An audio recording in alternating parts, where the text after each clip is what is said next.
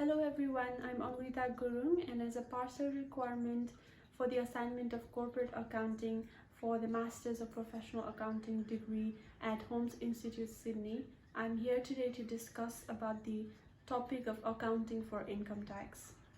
For that purpose, we were assigned to select one of the ASX listed company, that is the company listed under the Australian Stock Exchange, and analyze the company's 2 years financial statements with regards to its income tax. I've chosen Commonwealth Bank as my company for analysis purposes because as we all know, Commonwealth Bank is one of the leading banks in Australia, and as per the company's annual report, it is regarded as one of the largest taxpayers in Australia.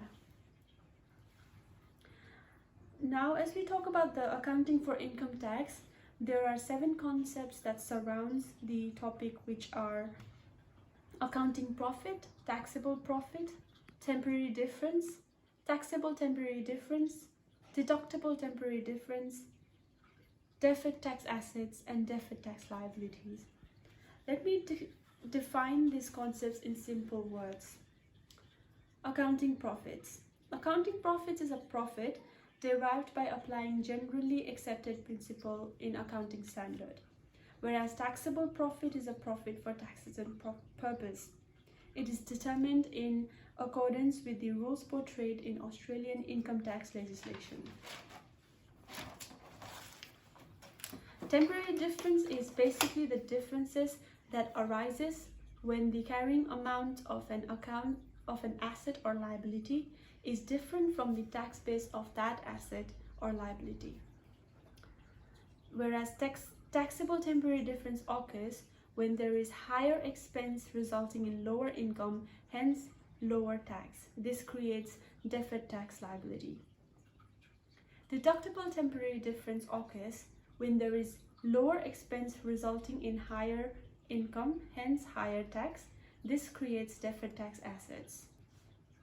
The deferred tax assets occurs when the carrying amount of an asset is higher than the tax-based amount of an asset. Whereas the deferred tax liability, as defined by CFI Education Inc., is the amount of income taxes payable in future periods. Now let's move on to the bank's effective tax rate. The bank's income statement taken from their annual report of the financial year 2019 shows that the company had an income tax expense of $3,391 million as of 2019 and $3,952 million as of 2018. As we can see, the bank's report on the Tax Transparency Code of 2019 shows that the group company had an effective tax rate of 28.8% in 2019 and 30.3% in 2018.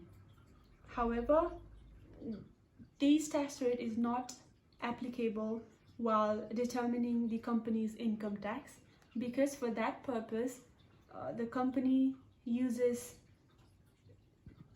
the Australian accounting standards, and as per that, they uses the Australia's corporate tax rate of 30% to calculate the income taxes of the company.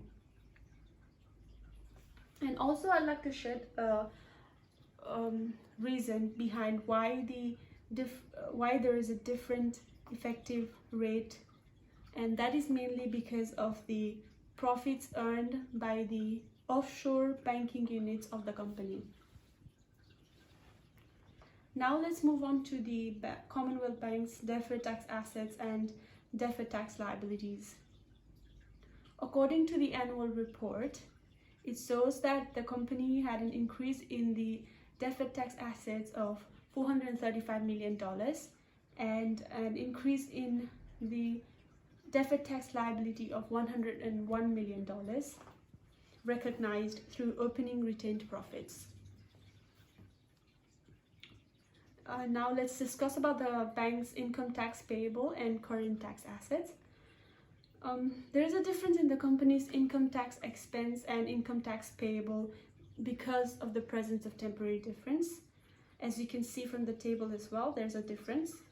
And the temporary difference represents the differences between the time transactions are recognized for accounting purposes and when they are recognized for income tax purposes. In continuation to that, the company's balance sheet does not show the record of current tax assets in both the years, but it shows the records of current liabilities, which are 326 million on 2019 and 952 million on 2018. These numbers represent the amount that is expected to be paid or recovered to the tax authorities at the current tax rate enacted according to the laws by the end of the period. Now let's discuss about the differences in the income tax expense shown in income statement and income tax paid shown in statement of cash flow. As per the income tax, for example, as per the income statement, the company recorded 3,391 million as the income tax expense in 2019, whereas as per the statement of cash flow, the company recorded $4,878 million income tax paid in 2019. These differences arises because when reporting financial results, the companies follow the accounting rules. However, while preparing their income taxes, they follow the rules of the tax legislation. Therefore, overall, we can say that the amount of tax companies should pay based on reported profits and its actual tax bills is actually different.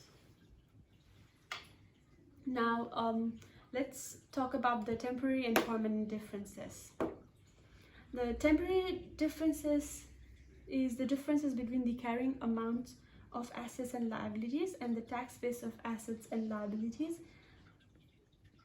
whereas a permanent difference, as defined by CFI Education Inc., is the difference between the tax expense and tax payable caused by an item that does not reverse over time.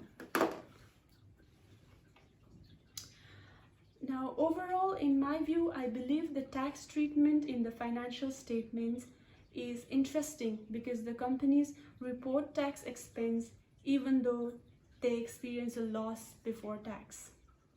And it would not be appropriate to say that to get a better calculation or measure of the taxable income and tax liabilities of the firm from their financial statements, the firms need to provide additional disclosures.